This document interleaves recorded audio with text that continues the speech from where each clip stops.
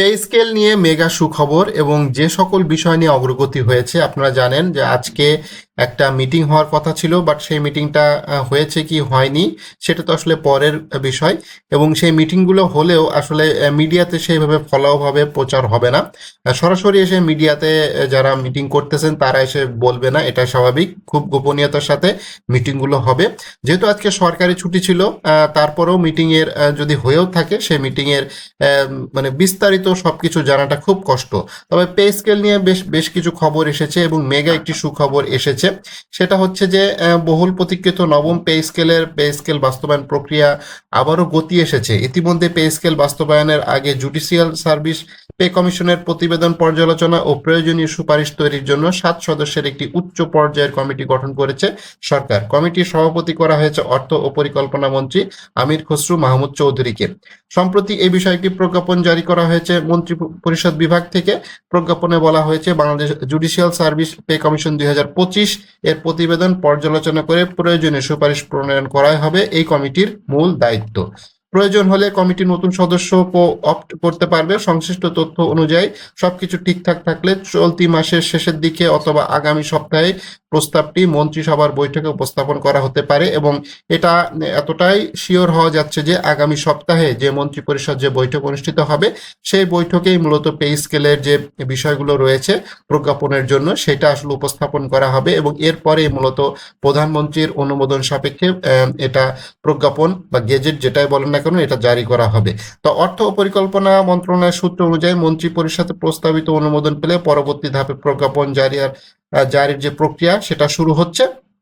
তবে নতুন pay scale কার্যকর কবে হবে সে বিষয়ে এখনো চূড়ান্ত সিদ্ধান্ত হয়নি। তবে এখানে যে জিনিসটা সবচেয়ে বেশি ইম্পর্টেন্ট সেটা হচ্ছে আন্তর্জাতিক মুদ্রা তহবিলের যে একটা অবজারভেশন ছিল, সেই অবজারভেশন অনুযায়ী তারা বলেছিল যে কিছুটা পিছিয়ে দিতে বা এই ধরনের কিছু মন্তব্য তারা করেছে। বাট সরকার এ বিষয়ে যথেষ্ট অনড় রয়েছে এবং সরকার বিশেষ করে আমির খসরু মাহমুদ চৌধুরী যিনি অর্থমন্ত্রী তিনি স্পষ্ট করে বলেছেন যে না, আমরা পে স্কেলটা সঠিকভাবে বাস্তবায়ন করব। এবং এই বিষয়গুলো নিয়ে তিনি যথেষ্ট আন্তরিক আছেন, সরকারও যথেষ্ট আন্তরিক আছে এবং সচিব কমিটির পরে এবং মন্ত্রী কমিটি করা হয়েছে সেটার পরে মূলত পে স্কেলের যাবতীয় কার্যক্রম শুরু হয়ে যাবে। অর্থাৎ খুব শিগগিরই পে স্কেলের যে প্রজ্ঞাপন সেটা জারি হচ্ছে এবং আগামী সপ্তাহে মন্ত্রী পরিষদ বৈঠকে উঠতে যাচ্ছে পে স্কেলের বিষয়ে যে প্রস্তাব আছে সে প্রস্তাব তো আপনারা জানেন যে 8,250 টাকা থেকে বাড়িয়ে সর্বোচ্চ সেটা 20,000 টাকা করা হয়েছে।